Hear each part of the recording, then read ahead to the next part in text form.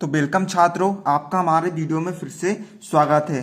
तो दोस्तों इस वीडियो में दोस्तों मैं आपको आज जो आपका अर्धवार्षिक का पेपर होने वाला है कक्षा 10वीं हिंदी विशिष्ट का, उसके लिए दोस्तों मैं आपको वेरी मोस्ट आईएमपी ऑब्जेक्टिव्स बताने वाला हूं, जिनकी दोस्तों परीक्षा में पूछे जाने की संभावना दोस्तों बहुत ही अधिकतम है। आप जब भी दोस्तों पेपर देने जाए दोस्तों, इससे पहले दोस्तों इसे अवश्य देख लेना। इसे देखिए दोस्तों, इसके एक भी क्वेश्चन को मिस मत करना, क्योंकि दोस्तों परीक्षा में दोस्तों यही पूछे जाएंगे आपके। ठीक है, लगभग दोस्तों आपके यही आईएमपी क्वेश्चन पूछे जाएंगे आपके लिए। दोस्तों मैंने एकदम सिलेक्टेड ऑब्जेक्टिव्स निकाला हूं। तो चलिए हम दोस्तों वीडियो को शुरू करते हैं। दोस्तों इन ऑब्जेक्टिव को दोस्तों आपको रट ही लेना है। ठीक है, तो देखिए दोस्तों, पहला ऑब्जेक्टिव है आधुनिक काल की समय सीमा है। ठीक है, यहाँ पर आपको आधुनिक काल की समय सीमा बताना है। तो आधुनिक काल की समय सीमा कब से है? सन 1843 से अब तक है। ठीक है, दूसरा ऑब्जेक्टिव क्या है? द्विवेदी युग का महाकाव्य है। आपको बताना है कि द्विवेदी युग का महाकाव्य कौन सा है। द्विवेदी युग का महाकाव्य है प्रिय प्रवास। ठीक है, अगले ऑब्जेक्टिव की तरफ हम बढ़ते हैं।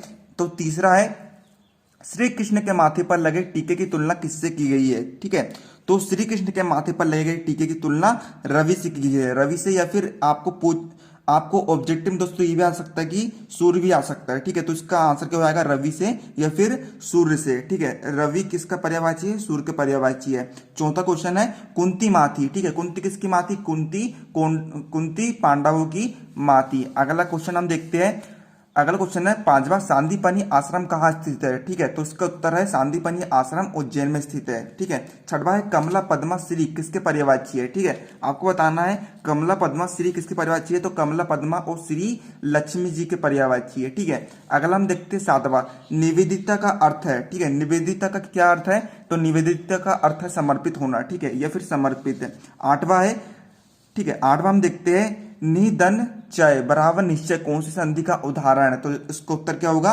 विसर्ग संधि। नौवां क्वेश्चन है प्रयोगवाद का जनक कहा जाता है। तो प्रयोगवाद का जनक किसे कहा जाता है? अज्ञेय को कहा जाता है। 10वां क्वेश्चन है मैं और मेरे देश नामक पाठ की कौन सी विधा है। ठीक है, तो इसकी विधा कौन सी है? निबंध है। ठीक है, आपको अच्छे से रट लेना दोस्तों, आपको अच्छे से समझ लेना है। ठीक है, मैं आपको अच्छे से एक्सप्लेन कर रहा हूँ। चलिए हम अगली क्वेश्चन की तरफ बढ़ते हैं।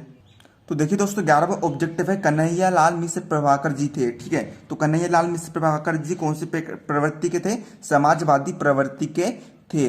अगला देखिए दोस्तों 12वां है वीर रस का स्थायी भाव है। ठीक है, तो वीर रस का स्थायी भाव क्या होता है? उत्साह होता है। ठीक है, 13वां है संचारी भाव की संख्या होता है। ठीक है, संचारी भाव की संख्या कितनी होती है? 33 होती है। 14वां है चंद्रशेखर में समास है। तो चंद्रशेखर में कौन सा समास है? चंद्रशेखर में बहुब्रीहि समास है।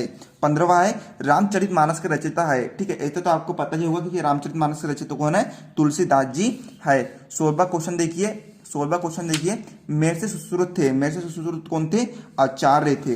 ठीक है, 17वां है अनाचार का विलोम शब्द है। अनाचार का विलोम शब्द क्या होता है? सदाचार। ठीक है, तो देखिए दोस्तों आपको इतने कुछ दोस्तों मैं 17 बताया हूँ ऑब्जेक्टिव। दोस्तों देखिए दोस्तों वेरी मोस्ट आईएमपी ऑब्जेक्टिव दोस्तों, इन्हें आपको अच्छे से रट लेना है, समझ लेना है। परीक्षा में दोस्तों यही प्रश्न पूछे जाने की संभावना अधिकतम है।